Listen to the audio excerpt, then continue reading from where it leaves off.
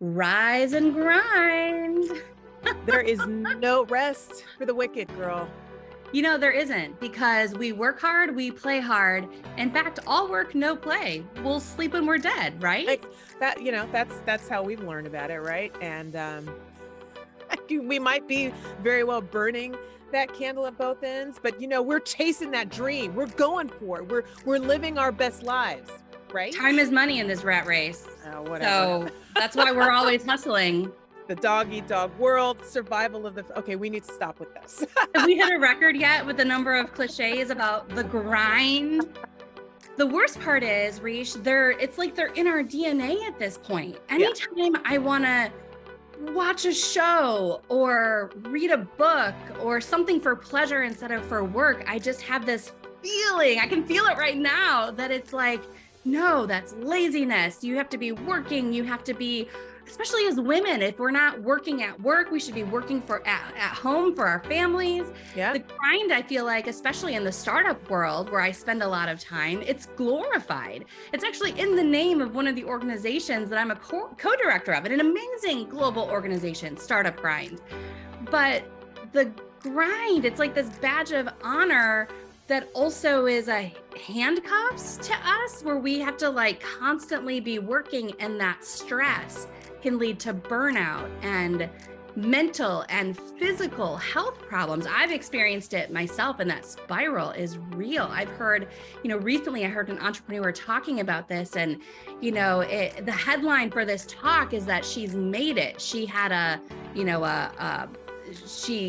she had fundraised, hundreds of millions of dollars for her startup. She had this incredible exit from the business. But what she said to me was the exit couldn't have come at a better time, because she hit burnout so hard. It took her 3 months of just solid rest to recover. And even then, it's still an ongoing journey. And she said she almost didn't recover from it. I mean, when we look at the numbers of suicides and even depression, anxiety, some real hard-hitting numbers, and how they impact entrepreneurs, they impact women. Yep. I can't help but feel like it's this grind mentality. And that grind mentality, honestly, is very US centric. I remember we talked about this a little bit. There was a commercial with Neil McDonough. I think it was a car commercial, and he's literally checking off, basically what we just did. We work to live, working to live versus living to work, but we live to work. And it's and that's a problem. And that's why you keep hearing work-life balance. It's why conversations around sustainable and work practices and that work-life balance, that's why that is so important. And it is the focus of our conversation today. So stay with it. The Think Tank of Three podcast starts right now.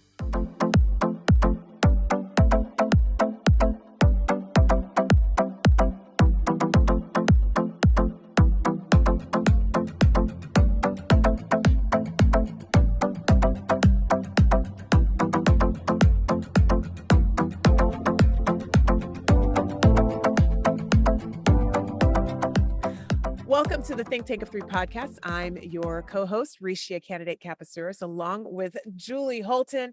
And our third is going to be probably a very familiar voice. She comes from episode 46. It's Michelle Hutchison joining us. She joined us during COVID pandemic to talk about building a resilience, the spirituality and science of rewiring our minds.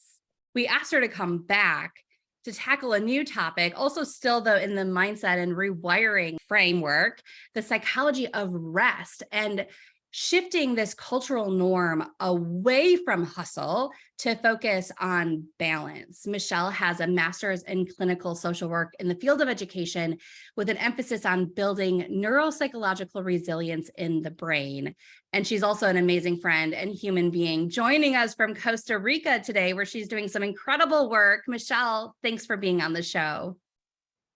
Thank you both so much for having me. I just love listening to the richness of this podcast. And every time I get to spend time with you, my heart skips a few beats. So thank you. Woohoo! We have a subscriber. This is like a good reminder, everyone. Subscribe. I selfishly was like, I need a therapy session with my friend Michelle because of this whole like push pull with grind and balance. And, we've had this conversation so many times, Michelle. And every single time we talk about this, I get something new from it. And I want to say, like, I'm not anti-grind. I think there's a time to really dig in and work hard. And so let's just like put that disclaimer off the bat. None of us are saying like, oh, stop working and just rest all the time. But Michelle, we have this ingrained in our culture. This word grind even is everywhere. Why does our culture promote the grind? Oh my goodness. What a great question, Julie. And this conversation is really, really important.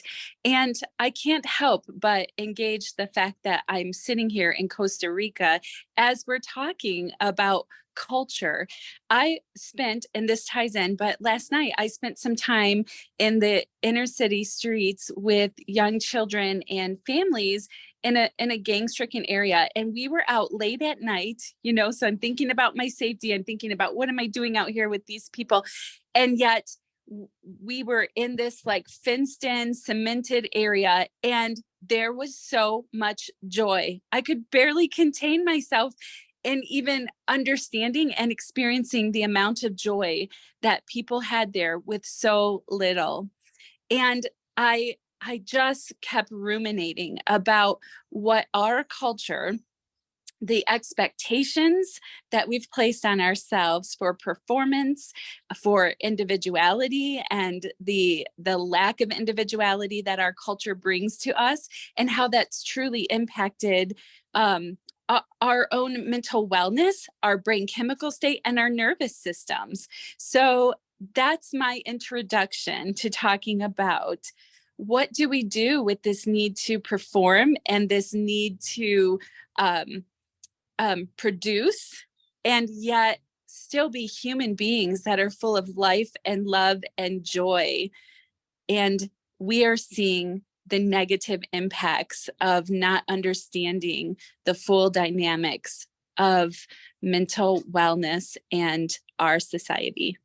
Michelle, I have heard, and I don't know, I guess I should do some research to make sure this is true, but, anecdotally, I've heard that the grind was introduced as a way to get people, to get the masses to work harder and give more. And it's almost this idea of kind of keeping the good dogs down a little bit, like keeping people working, keeping them in, whether it was like the factories back in the day or whatever. It's like this mindset of if you're not working hard, you're not contributing to society, you're not fulfilling your role as whoever you are, the breadwinner of your family, whatever that might be. And I don't know if that's like true or not, but it certainly feels that way. So like, what is it in our culture that promotes this idea in American culture, in Western culture? You're in Costa Rica and you're comparing people with little compared to, relative to that of the American norm.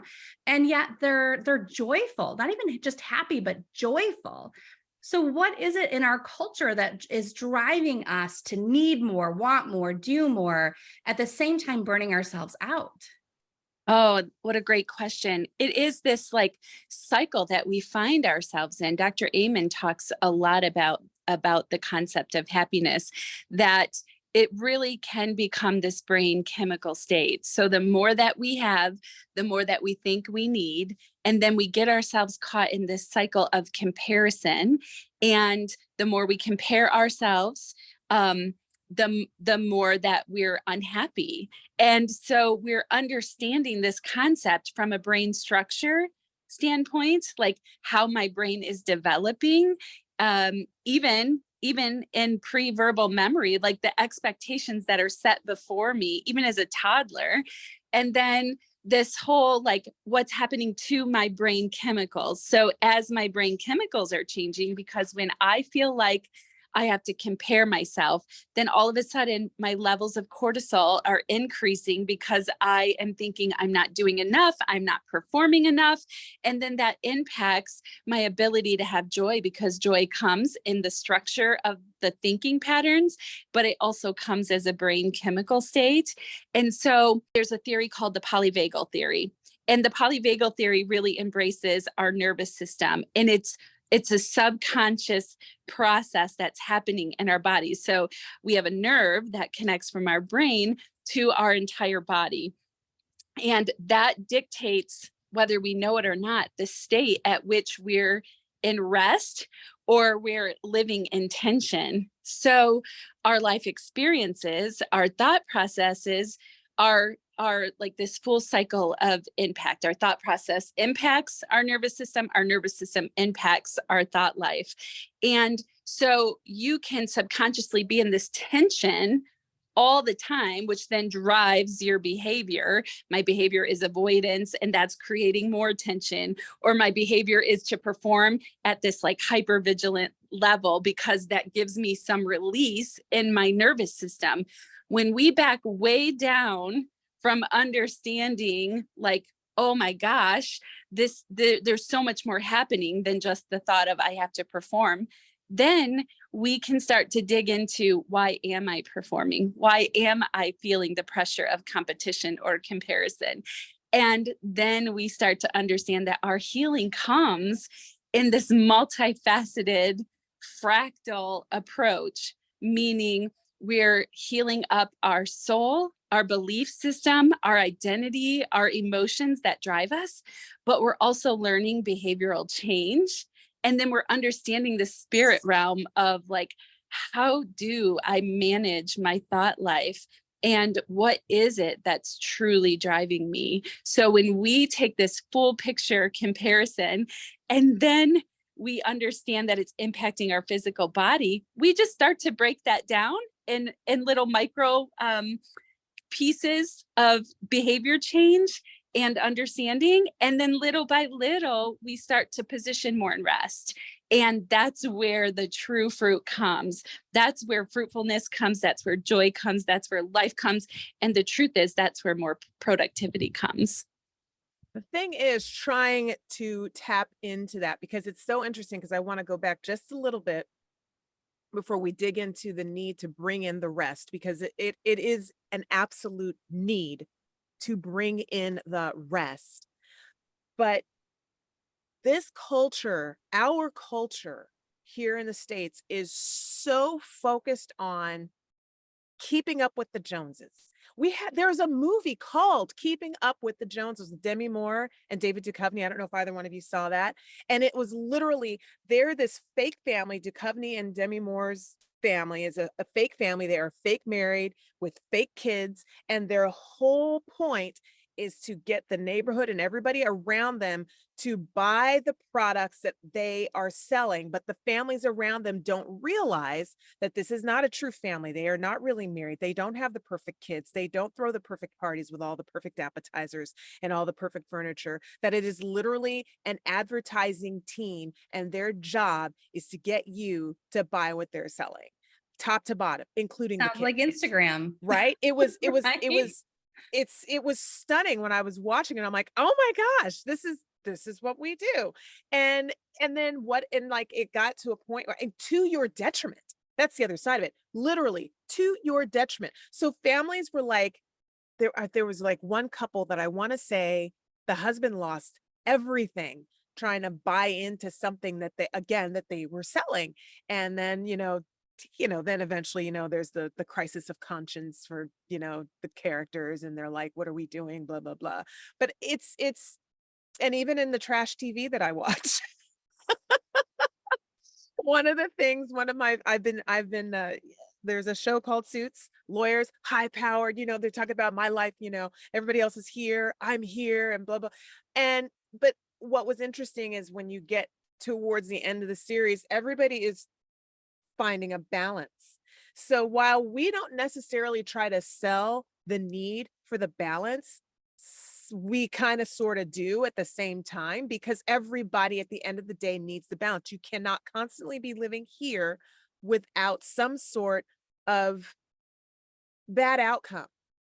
You're going to end up something is going to do something that is going to, like, oh my gosh, I have to stop. I don't know if that's a health issue that you're going to have. You're going to lose someone who's close to you because you're so focused on whatever that you don't have the time to be with them. And that's going to throw a wrench in your plan and all of a sudden you're rethinking everything. So I feel like, we we're not doing a good job like of truly explaining that no one is saying, like Julie said, don't work hard.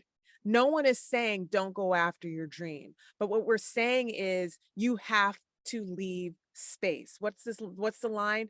Don't don't work hard, work smart, right? Oh, yes. To get the time and the space that you need. So why is it that we can't seem to embrace the need for rest? Why are we constantly saying, no, no, I got to go get the thing versus I'm dog tired. I need to stop. I need to take a break. Why can't we take the break? There's so much here that I want to talk about. I think in simple, and there's no simple way to answer that question, but as you're asking it, I'm thinking about the word identity because we've lost our identity. Our identity becomes, what it is that we're producing. And I'm with you. We wouldn't be sitting here talking on a podcast if we weren't hardworking women, right? Who know how to achieve and accomplish. And yet part of my journey and the journey I'm passionate about is helping people recognize it's an ebb and flow. It's this concept of being so in touch with who you are in your identity and your nervous system and what it is that you want out of life, that you're so grounded in knowing what it is that you bring to the table that then you don't have to overproduce and overthink and overtry, but you rest, you trust your intuition. For me, I trust the voice of God that leads me. And then I know when to step and act and when to rest and say, no, no, thank you. I don't have to participate in that. But our identity is a whole podcast in itself that we have to dig into. Something I've been really researching a lot lately is the whole idea of masculine and feminine energy and what comes with that. And the more that I'm comfortable with my feminine energy, the more that my nervous system becomes at rest. And the more that I'm finding passion in my heart and to do what I love to do and to be so settled in it that I don't compare myself. I don't even have to compare myself to other women, to other achievements. And so this is a part of my identity. And then when I dig into the settling of being connected to my femininity, then I start to recognize, oh my gosh, for me, it means that I'm a lover of people. So why am I in Costa Rica filling my soul? Because I love people and I can go and I can hug on them. The people that don't smell the best next to me, that may be acting odd or that have absolutely nothing. And my heart is so full of joy. That's just one example of what comes when we start to understand our identity. Understand that as a child, when my mind wasn't so full of all of these aforementioned concepts, that I used to dream of going to other countries and loving and connecting with people. Now here I find myself because I've learned to say no when I need to say no, and I've learned to say yes when I know that God has aligned something rich right before me. And I'm being asked, the invitations are coming to me. I don't have to go seek it out. And also, I wanted to go back and mention physical body and our physical health. Well, our polyvagal nervous system impacts the vibrational makeup of our bodies. And when we're stressed and then our bodies begin to vibrate at unhealthy levels, I mean, this is molecular science, right?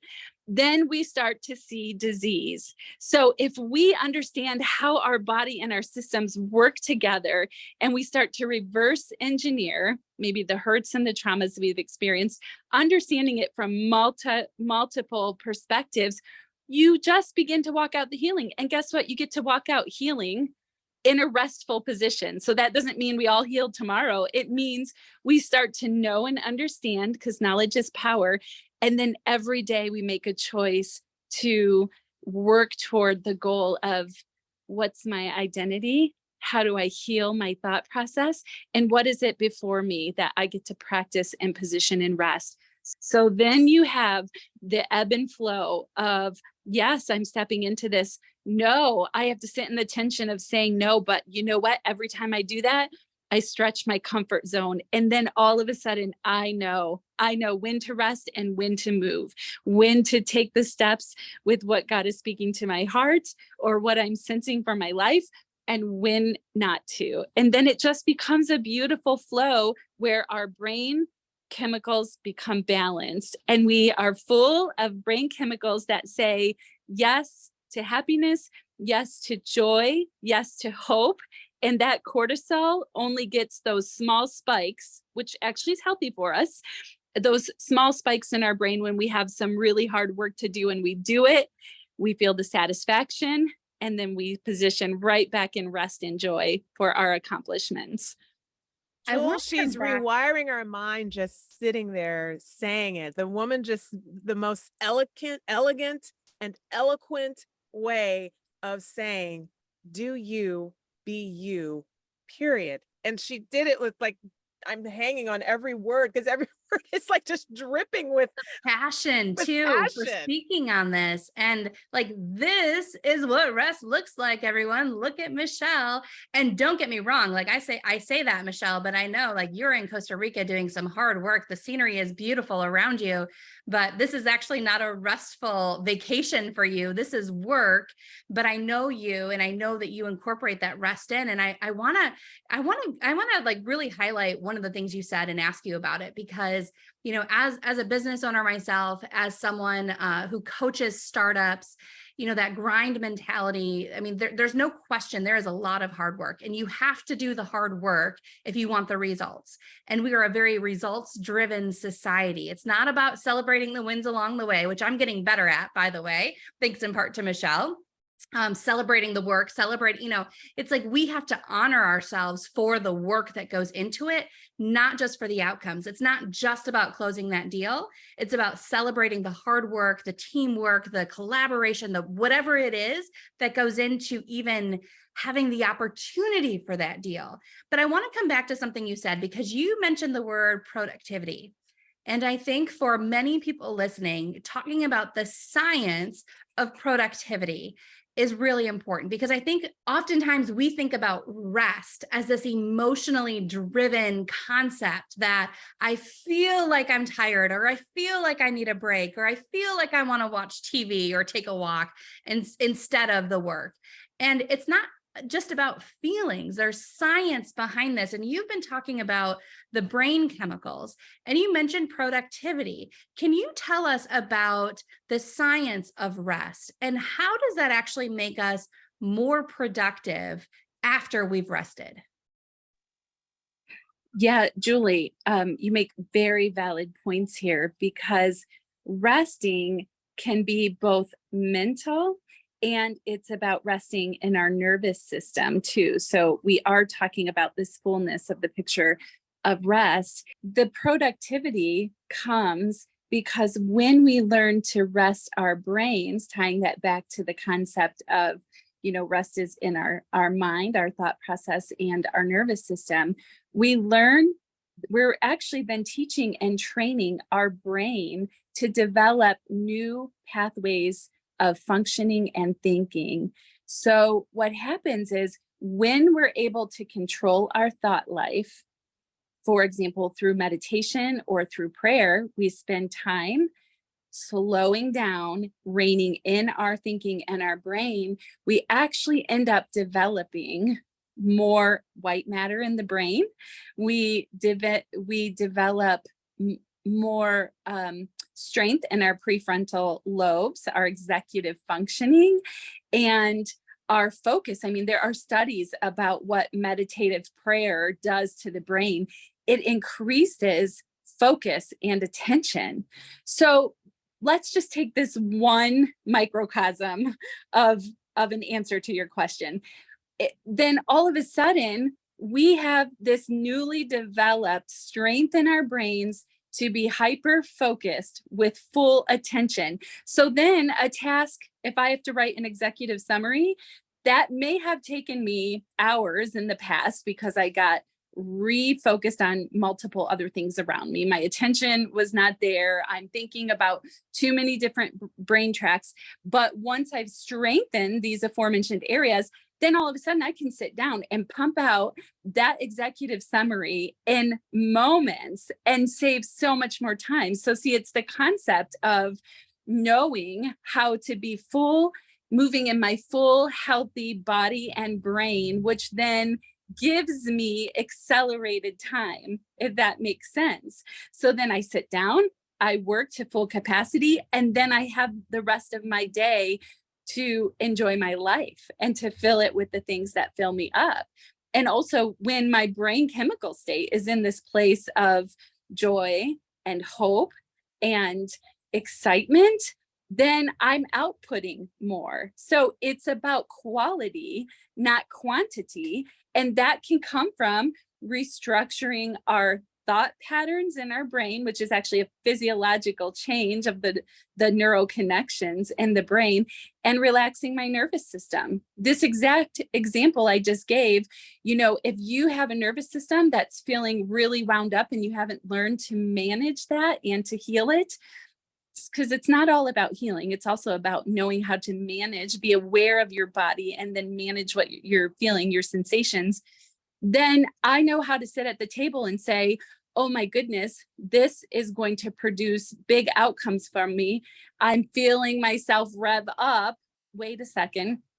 Let me bring myself back to a place of calm and then produce with that expedited time. And I do want to say to you, I have lived this. So I have had to walk these very concepts out.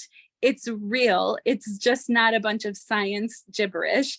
And I can position in love and rest and impact big areas of society and people's lives and be a parent and love on my children and parent them well, all while positioning in rest, knowing when to move forward and when to take time. And I have to say, because I'm always responsible to say, and for me, it's my faith and my God that leads me in my path to know when to move and when to rest and how to do that. You literally sit in the process daily of reworking, of rewiring. You are consciously aware of where I'm at in my mental space, in my mental brain, in my work brain. That takes some serious training. How can someone get to that point? Because you really do have to be self-aware enough to recognize, whoa, I'm maxing out here. And that's a problem. I do think that is something that the European model actually addresses without even, trying to, when they put their siesta in there in the middle of the day, when things shut down for 2 hours midday, when the United States couldn't even consider that. My kids eat 20 minutes for lunch in elementary school and middle school. So, that is not a natural thing, at least on this side of the pond. So how do you, what's your advice to someone who needs to try to literally take that mental assessment on the regular? Yeah. And what's the warning signs of stress leading to burnout? How does someone know, to Risha's point, how does someone, how do they know? Like if they don't have this training, what are some of those things we should be watching for? Yeah, Rish, thank you for that compliment, because I have worked hard in my life, to know and understand why I've made the choices I've made, how I've ended up where I've ended up, and what it is that I want for my future.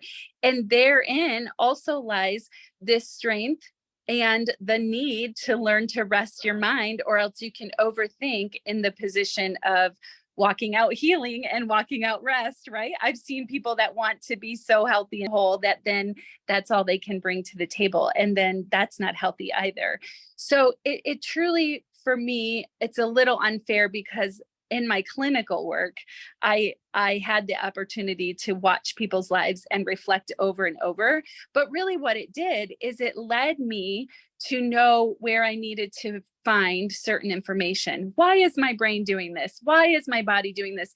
And not being fearful of changing and evolving, but instead digging it out. Why am I always finding myself in this behavior pattern? I love to bring to you, for example, in this podcast, all of these facets of understanding and knowledge so that you can hold them. You can look at yourself through the lens of all of the different pieces of the puzzle, and then you can start to just walk out your journey of healing. So the gift I want to bring is the introduction of some of these concepts. But then as an individual, for our listeners, for us, for me, then it's every day just being aware of, in a restful position, what choices am I making today? And how is that different than my patterns in the past? And what's happening in my brain right now? Do I feel at peace? So a model that I often follow is following after peace. If I don't feel at peace, then I choose to dig in and say, why? Sometimes it's good not to be at peace, right? If I'm not in a safe environment, then I shouldn't be searching for peace in that environment. And I shouldn't be blaming myself that I'm not at peace. But if I'm in a position where I should be, if I'm sitting with friends and family that I love, but I'm not feeling peace, then I dig into why. And I take responsibility for why. I don't put that responsibility on other people. I continue to think, how do I grow and strengthen myself so that I can sit in any environment with any person or task in front of me, and I can find my own joy. And again, for me, that comes in this higher power of hearing from God what it is. I ask him, he brings me greater revelation and understanding. There are people that choose not to follow after that, and you can still internally self-reflect and think about like what's going on in my system. So it's not a short answer, but it's the answer of being open to knowledge and wisdom at the same time as wanting to know and understand your identity. And when you do, then you begin to connect the knowledge that you're gaining to who it is that you are or your behavior patterns. And then it's this unraveling at the same time as a rebuilding. I take one facet of who I am that I'm not happy with anymore. Like, oh my goodness, I fall into these patterns of negative thinking. I'm a negative thinker. Where did that come from? But also saying, that's not my identity. Actually, I remember as a child loving life and loving people, right? And so I'm so aware of this now that negative thinking doesn't bring me peace, that as soon as maybe I focus on it for a week or 20 days, because we know that's the science of rerouting the brain. Maybe every time I want to have a negative thought, even if it's reality, I'm going to look for what's good in this moment. The more that you take small practices and exercise them daily, you find yourself changed. But, we're in a fast food society and we want to be different and whole and healthy tomorrow. And we want, the magic to happen, but it takes time. It takes time to rewire a nervous system, to rewire the brain. And so it's truly, the richness is in what I just shared. It's truly about walking it out day by day and in small steps. So don't get competitive with yourself. Don't compare yourself, right? So these are the keys to walking in rest and wellness. And I am here to tell you that all of the things that you want will come before you when you learn. And you have to get over the anxiety of, oh my gosh, I'm resting. So now, everybody's going to be ahead of me. No. Those are the thoughts that we want to shut down. We want to trust what's ahead of us and then allow it to unfold. But the key is we focus on ourselves and building ourselves. And we do that through knowledge, through self-reflection, through prayer, through meditation, and then through change. So it's not actually experiences that I just want to say this one last point. We know that it's not actually the experience itself that changes us when we have a negative or a positive experience. It's about the reflection along with the experience, and then being able to pull out what it is that we learned from that reflection, and then tying that little bit of learning to some area of knowledge in the brain. So let me just give an example. I just had a negative experience with someone because my words were negative. It didn't feel good. So then I reflect on my life pattern of being a negative thinker. And then I say, oh my goodness, why has this happened? Oh, maybe my family patterns are this way, or maybe I've gone through a really hard season. So I'm thinking, reflecting on what just happened. And then I add that information to the promise I made myself that I was going to begin to think with more joy and positivity. And when I connect those two, and then I connect the concept that like, oh, whenever I'm with this one friend, I think negative, then I have just built a building block or a step to change that behavior pattern the next time I'm with that person, or the next time I'm with my family members that trigger me in this way. And every time I do that, it changes the structure of my brain. And all of a sudden, my default structure now is to think positive. And then when I think positive, my brain releases dopamine, and then I feel happy in a situation where I used to feel so bothered and upset and triggered. And therein lies the responsibility of self, not a false responsibility that we put on other people.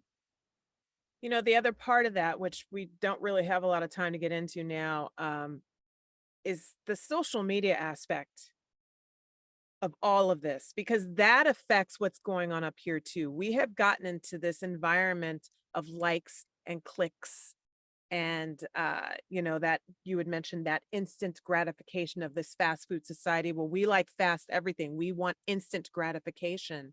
And so when you are living for every single like, every single click, that affects what's happening here versus, let me put that aside. There are wonderful aspects of social media. Let's face it, we are in, you know, the future, but when we put everything into that, that's not good. And we're seeing that already in our kids, right? And what they're doing on social media and things of that nature. So all of that plugs into the dopamine situation that you're talking about, the cortisol, how your body is reacting, how you're responding, and being Yeah. aware. And in short, that you are right. There's a lot of research that's showing us that the comparison levels and the competition levels that come from social media are destroying us. And we are now seeing our children in third world countries that almost have more capacity to learn, because what happens is when our brain's in high states of cortisol, then our learning capacity decreases. So that's a conversation in itself. We are sitting in the United States with increased levels of suicide. We have an epidemic right now where our numbers for suicide rates are just increasing and increasing. And what we just discussed is a huge component to why.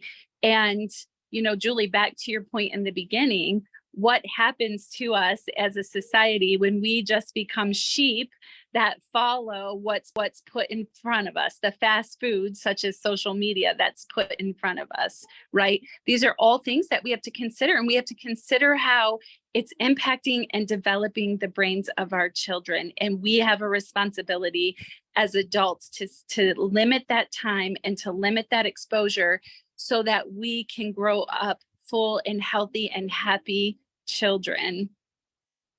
And we should have you back on that topic to talk more, because I think, as you've both pointed out, it's so important for us as women, as business leaders, as moms, as just society members. So, but before we start to wrap up, Michelle, I want to make sure we touch on the business leadership aspect of all of this and of rest, because not everyone has a choice to rest at work. They have requirements to meet. They have we started this episode with a list of cliches promoting the grind, and while I really hate cliches, I do love that we at least are getting some balance of cliches with those that normalize rest. Self-care is not selfish.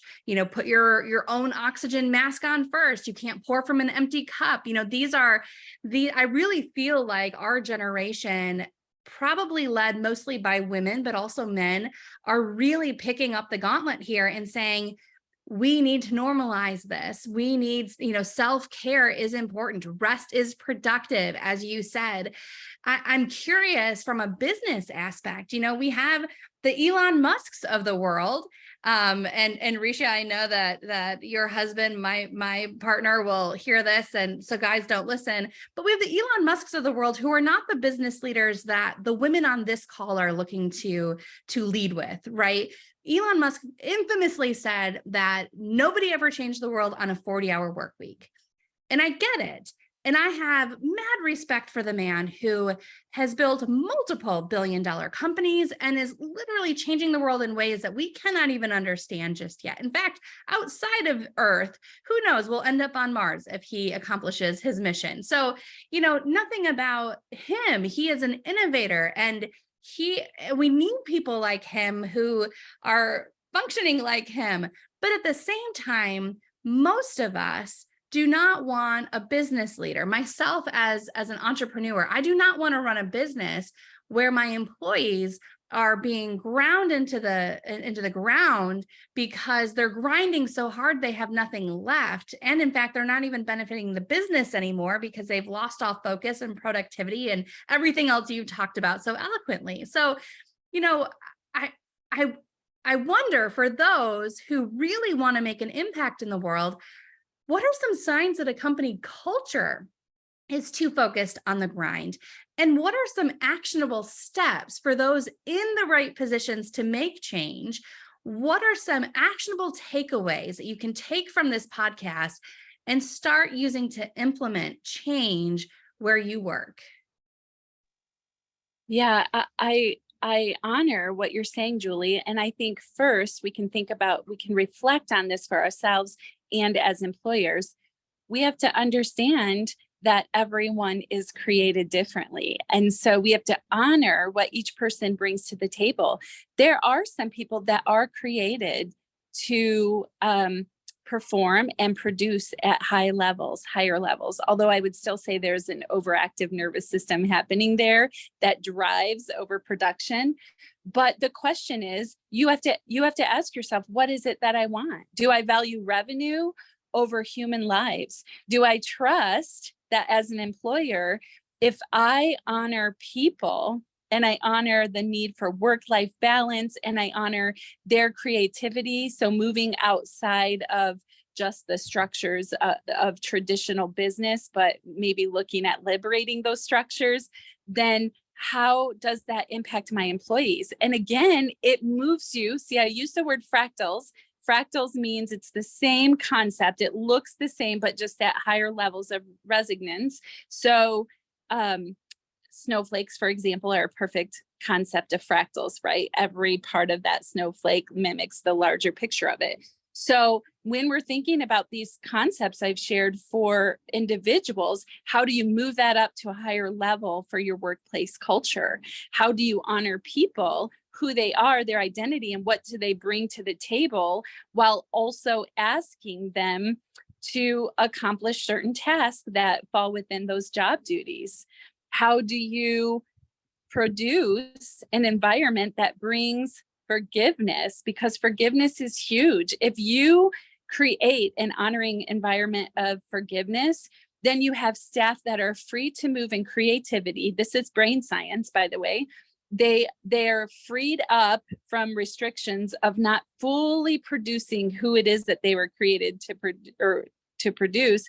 And then all of a sudden you get higher levels of output. So it's really about understanding the psychology, not just the output of production. So when we honor people, then we get greater production. And in the United States, we've gotten this very backward. And so Julie, I love the question. It's a passion of mine to begin to say, hey, let's pull people together that know how to rest and know how to produce. And let's build a ball of momentum that says, in our culture, how do we change our workplaces? Because what we know is that we spend the majority of our life at our workplaces. Our workplaces are dictating our nervous systems in many aspects. And so here we are with a lot of unhealthy people, increased mental health issues, and we have a responsibility to begin to dig into the workplaces. And so, Julie, this is a question that again, could be a podcast of its own, but it's truly about looking for quality over quantity. And when we do, then we trust that the output comes. And we can talk about why, because what that does to the brain, what that does to the nervous system, what that does to people's joy and their experiences. So just because we're talking about rest doesn't mean that we're not producing, but we have to rest so that we can heal. And then once we heal, we know our identity, and then our output multiplies. Michelle, we could go on and on and on, and it would be amazing. But we do have to wrap this up. You have given, once again, such phenomenal perspective on just the mental aspect, the spiritual aspect, whether you are one that believes in a higher power or not. But the bottom line is, you have to really have a connection with your internal self. No matter what that looks like, you really have to have a positive relationship with yourself, and specifically your mental acuity, to be able to really tap into the best amount of production you can give, you can gain, you can be. So, gosh, thank you so much. But obviously we have our rapid fires. We can't wrap up without getting a couple of very quick to the point answers from you. So let's get right to it. What is one piece of advice you would give to an aspiring woman leader? I love this question. I would say, in short, humility and femininity is absolutely beautiful. And so digging in to learn it and experience it. And when you position in rest, humility and femininity just comes, it flows. Michelle, can you share a book, a quote, a resource, a podcast, something that has been significant and made an impact on your journey? Oh my goodness, Julie, how do I just pick one? But do you know what comes to my heart, again, because I'm staying true to my identity, is I love the richness of scripture. And I think about the scripture, 1 Corinthians 13, and it's this: love is patient and kind. Love does not envy or boast. It's not arrogant or rude. It does not insist on its own way. It's not irritable or resentful, and it does not rejoice at wrongdoing, but rejoices in the truth. And that, if we learn to position in each of these statements, then we walk out the healing journey with grace. It's one of my favorites. It's one of my absolute favorites. If you could go back in time and give your younger self one piece of advice, what would that be? I think to really truly understand that if I dig into knowing my own identity and focusing on my own self-development, everything that I was created to be will unfold. And so I can rest in the truth of knowing that my life's purpose will unfold because I know who I am. Michelle, thank you for taking time out of your trip to Costa Rica. We send you the best as you continue your work there, and safe travels when you come home. Again, thanks for being on the show today. That is all for this episode of the Think Tank of Three. Before you click away, hit subscribe, and we'll see you all next week.